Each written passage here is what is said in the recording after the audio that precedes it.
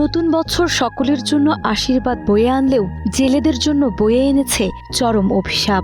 যে কাঁকড়া ধরে বিক্রির মাধ্যমে চলত সংসার, বছর শুরুতেই সেই কাঁকড়া ধরা সম্পূর্ণ নিষিদ্ধ।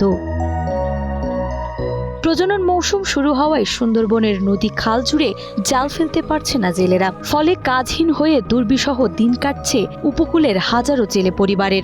সরকারি একটা প্রজ্ঞাপন জারি করে রাখিছে, সেই প্রজ্ঞাপন অনুযায়ী জানুয়ারি ফেব্রুয়ারি মাসটা আমাদের প্রজনন মৌসুম হিসেবে বন্ধ রাখা হয় কাঁকড়ার। সুন্দরবনে জানুয়ারি ফেব্রুয়ারি অ্যাকচুয়ালি কাঁকড়ার প্রজনন মৌসুম না, প্র্যাকটিক্যালি আমরা যেটা পাই সেটা হচ্ছে যে প্রজনন মৌসুম যে আসে আপনারা যে মার্চ এপ্রিলে গিয়ে। সুন্দরবনের জীববৈচিত্র্য রক্ষা ও কাঁকড়ার প্রজনন নিরাপদ করতে বন বিভাগ জানুয়ারি ও ফেব্রুয়ারি এই 2 মাস কাঁকড়া আহরণ ও সংরক্ষণে নিষেধাজ্ঞা দিয়েছে। এই সিদ্ধান্তে প্রকৃতি উপকৃত হলেও মানবিক সংকটে পড়েছে বন নির্ভর মানুষজন।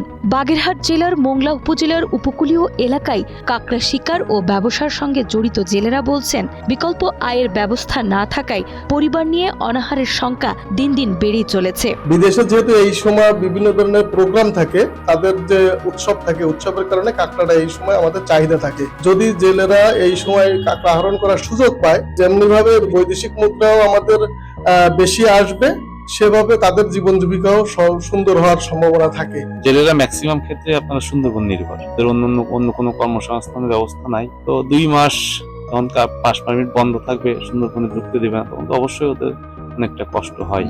আর সরকারি ভাবে যে প্রণোদনা দেয় এটা খুবই সীমিত পরিসরে, এটা দিয়ে একটা লোকের সংসার আর্ন করা কখনোই সম্ভব না। নিষেধাজ্ঞার কারণে শুধু আয় বন্ধ নয়, সুন্দরবনে প্রবেশ করা জেলেদের জন্য বাড়তি আতঙ্ক হয়ে দাঁড়িয়েছে জলদস্যুদের ভয়।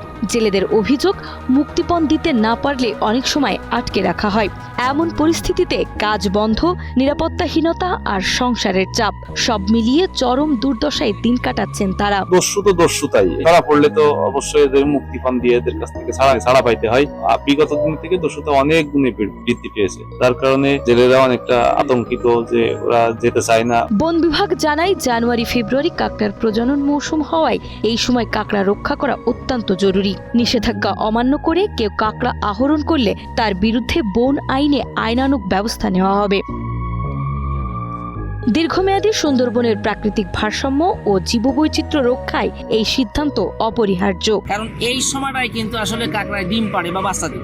ডিম পাড়ার জন্য যে কাঁকড়াটা উপরে ছিল, অর্থাৎ গাছের ভিতরে বিভিন্ন গর্ত করে ছিল বিভিন্ন জায়গায়, সেখান থেকে কিন্তু ওরা সব নদীতে নামে যায়। নামে যাওয়ার পরে ওখানে ডিম ছাড়ে। এই সময় যদি কাঁকড়া ধরতে আসে, সব কাঁকড়া ধরা পড়ে গেলে ভবিষ্যৎ প্রজন্মের জন্য আর পাওয়া যাবে না। এরপরেও কিছু দুষ্কৃতকারী থাকে, তারা কিন্তু সবসময় চায় তারা কিছু যেভাবে হোক না কেন অবৈধ পথে কাঁকড়া ধরার জন্য চেষ্টা করে। আমরাও সেভাবে কঠিনভাবে আসি। ঊর্ধ্বতন কর্তৃপক্ষ আমাদের সেইভাবে নির্দেশ দিচ্ছেন যে কোনো কথায় যেন কেউ প্রবেশ করতে না পারে, কোনো ধরনের কাঁকড়া আহরণ না করতে পারে।